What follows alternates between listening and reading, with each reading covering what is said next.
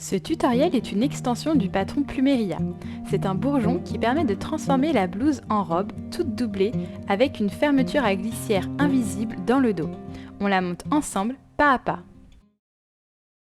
Pour cette version robe de Plumeria, vous aurez besoin du patron d'origine, d'environ 1,80 m de tissu principal, 1,80 m de doublure et d'une fermeture à glissière de 40 cm. J'ai choisi un coton brodé, mais vous pouvez également utiliser une toile de coton unie ou imprimée, ou encore une double gaze ou un mélange viscose et lin. Si vous souhaitez utiliser un tissu à bord festonné, calculez bien vos métrages pour les écailles. Pour réaliser la robe, nous aurons besoin de toutes les pièces de patron, excepté le petit manchon, soit la pièce 5.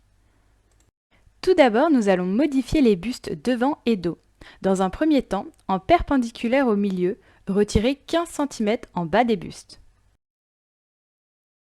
Ensuite, mesurez votre tour de taille. Il s'agit de l'endroit le plus creux de votre buste, un peu au-dessus du nombril. Faisons quelques calculs. J'ai pris comme exemple 70 cm comme tour de taille. Ajoutez 2 cm d'aisance avant de diviser en deux le tour de taille total afin d'obtenir le demi-tour de taille. Ajoutez 1 cm pour décaler les coutures vers l'arrière et divisez cette valeur en deux afin de trouver le quart de tour de taille devant. Reprenez le demi-tour de taille moins 1 cm et divisez cette valeur en deux afin de trouver le quart de tour de taille dos. En bas du buste devant, reportez la valeur du quart de tour de taille devant obtenu en partant du milieu devant. Rejoindre le dessous de bras et ajouter 1 cm de valeur de couture. On obtient ainsi un buste plus petit et plus cintré. Ajoutez 1 cm de valeur de couture au-dessus des écailles, sauf si votre tissu est déjà festonné. Et coupez la pièce une fois au pli dans le tissu principal et une fois au pli dans la doublure. En bas du buste dos, reportez la valeur du quart de tour de taille dos obtenu en partant du milieu dos. Rejoindre le dessous de bras et ajouter 1 cm de couture. On obtient ainsi un buste plus petit et plus cintré. Ajoutez 1 cm au milieu dos pour la fermeture à glissière et 1 cm de valeur de couture au-dessus des écailles, sauf si votre tissu est déjà festonné. Et coupez la pièce 2 fois dans le tissu principal et 2 fois dans la doublure. Ensuite, sur le grand manchon, ajoutez 1 cm de valeur de couture au-dessus des écailles, sauf si votre tissu est déjà festonné. Et coupez la pièce 2 fois dans le tissu principal et 2 fois dans la doublure. Enfin, nous allons tracer la jupe. Coupez un rectangle de la largeur de votre tissu au pli, soit environ 140 cm, et de la hauteur de jupe que vous souhaitez, plus 3 cm. Pour ma part, j'ai coupé une hauteur totale de 47 cm. Je mesure 1,58 m et je porte du 34. Coupez cette pièce 2 fois dans le tissu principal et 2 fois dans la doublure en retirant 1 cm de hauteur pour la doublure. Pour finir, coupez les rubans et les bretelles devant et les bretelles dos 2 fois dans le tissu principal et 2 fois dans la doublure. Tout d'abord, nous allons réaliser les rubans du dos. Placez l'endroit des rubans en tissu contre l'endroit des rubans en doublure et épinglez tout le tour excepté le petit côté droit. Piquez à 1 cm du bord en faisant 3 points d'arrêt au début et à la fin de chaque couture.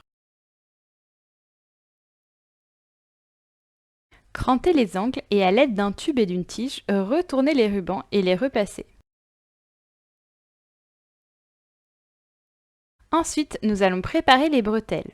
Au niveau des épaules, placez l'endroit de la bretelle devant gauche contre l'endroit de la bretelle dos gauche. Idem à droite et épinglez. Faire de même avec les pièces en doublure. Piquez à 1 cm du bord en faisant 3 points d'arrêt au début et à la fin de chaque couture. Et repassez les coutures ouvertes. Maintenant, nous allons assembler les manchons. Placez l'endroit du grand manchon en doublure contre l'endroit du grand manchon en tissu et épinglez les écailles. Si votre tissu est festonné, ne pas doubler les manchons et passez directement à l'étape des fils de fronce. Délicatement, piquez les écailles à 1 cm du bord en faisant bien pivoter l'aiguille dans les angles et en faisant 3 points d'arrêt au début et à la fin de chaque couture. Dégarnir les écailles à 5 mm du bord et cranter les creux d'écailles avant de retourner les manchons. Repassez proprement afin d'obtenir de belles écailles.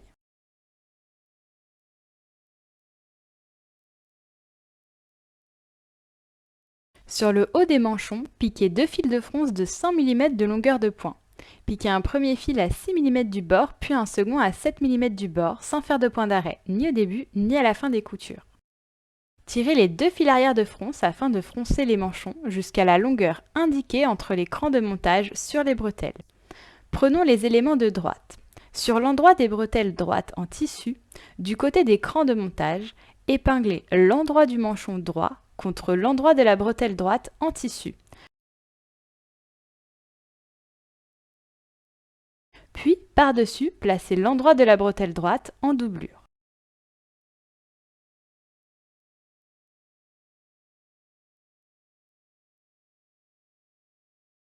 Piquez à 1 cm du bord en faisant 3 points d'arrêt au début et à la fin de la couture. Repassez la bretelle en dégageant le manchon et sans écraser les fronces. Puis rentrez les bords de la bretelle en tissu et de la bretelle en doublure de 1 cm vers l'intérieur, de telle sorte que les bords pliés se superposent. Au niveau du cran de montage de la bretelle dos, insérez un des rubans de 1 cm à l'intérieur entre les deux épaisseurs. Enfin, fermez tout le côté de la bretelle en piquant à 2 mm des bords superposés et réalisez la même chose avec le manchon et les bretelles de gauche. À présent, nous allons fermer les pinces poitrine. Superposez les pinces en pliant le buste devant endroit contre endroit jusqu'au repère de la pointe de sein. Piquez en démarrant à 1 cm du bord en légère courbe jusqu'à la pointe de sein. Faire 3 points d'arrêt au début et à la fin de chaque couture. Et repassez les pinces vers le bas du buste. Faire les mêmes opérations avec le buste devant en doublure. Ensuite, nous allons former le buste. Placez l'endroit des bustes dos contre l'endroit du buste devant et épinglez les côtés. Piquez à 1 cm du bord en faisant 3 points d'arrêt au début et à la fin de chaque couture. Et repassez les coutures ouvertes. Faire les mêmes opérations avec les bustes en doublure. Maintenant, nous allons réaliser la jupe. Placez les 2 rectangles endroit contre endroit et épinglez les côtés. Piquez à 1 cm du bord en faisant 3 points d'arrêt au début et à la fin de chaque couture. Et repassez les coutures ouvertes. Faire les mêmes opérations avec les jupes en doublure. Ouvrir en deux un des 2 rectangles. Puis, au niveau du haut du grand rectangle obtenu, piquez 2 fils de fronce de 5 mm de longueur de point.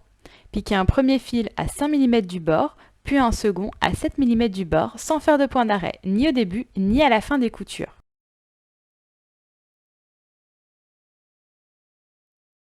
Tirez les 2 fils arrière de fronce afin de froncer la jupe jusqu'à la longueur du bas du buste et au niveau de la taille, épinglez l'endroit du buste contre l'endroit de la jupe.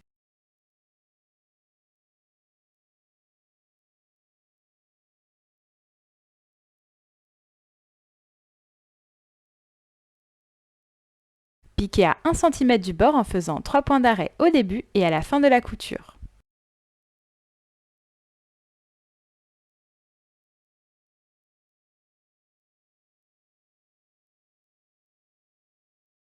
Et repassez les coutures vers le buste. Faire les mêmes opérations avec la jupe et le buste en doublure.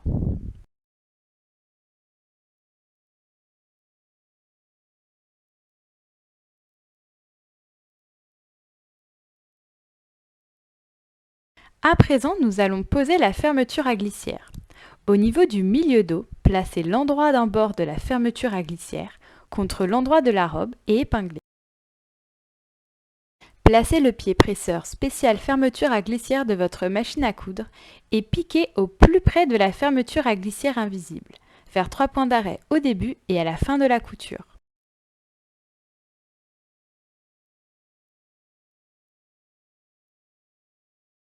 Puis, placez l'endroit de l'autre côté de la fermeture à glissière contre l'endroit de l'autre côté de la robe et épinglez.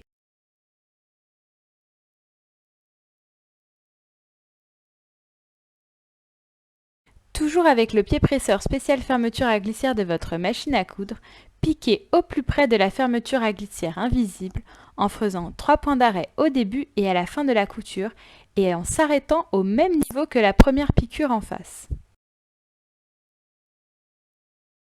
Enfin, nous allons assembler la doublure à notre robe. Si votre tissu possède des bords festonnés, placez le haut de la doublure comme dans la version d'origine en vous référant au tutoriel vidéo de la blouse Plumeria. Sinon, au niveau des crans de montage, placez l'endroit des bretelles devant contre l'endroit du buste devant, en les faisant dépasser de 1 cm. Puis, passez la bretelle sur le côté et au niveau des crans de montage, placez l'endroit des bretelles dos contre l'endroit du buste dos en les faisant dépasser de 1 cm. Faire un point de bâti à 5 mm du bord pour fixer les 4 bretelles au buste. Retournez la doublure afin de placer l'endroit de la doublure par-dessus les bretelles et l'endroit du buste et épinglez les écailles. Délicatement, piquez les écailles à 1 cm du bord en faisant bien pivoter l'aiguille dans les angles et en faisant 3 points d'arrêt au début et à la fin de la couture. Dégarnir les écailles à 5 mm du bord, crantez les creux d'écailles avant de retourner la robe et repasser proprement afin d'obtenir de belles écailles. Ensuite, reprendre le dos de la robe et épingler endroit contre endroit la jupe restante. Piquez à 1 cm du bord en faisant 3 points d'arrêt au début et à la fin de la couture et repassez les coutures ouvertes. Faire les mêmes opérations avec la jupe en doublure. Puis, épingler les bords restants de la doublure au niveau du milieu dos contre les bords de la fermeture à glissière et piquer à 7 mm du bord en faisant 3 points d'arrêt au début et à la fin de chaque couture, afin de fermer la doublure au niveau de la fermeture à glissière.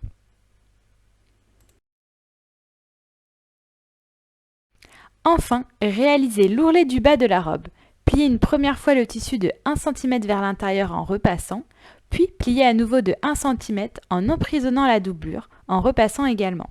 Et sur l'endroit, piquez à 7 mm du bord les deux épaisseurs en faisant 3 points d'arrêt au début et à la fin de la couture. Et voici, votre nouvelle version robe du patron Plumeria est prête. À bientôt!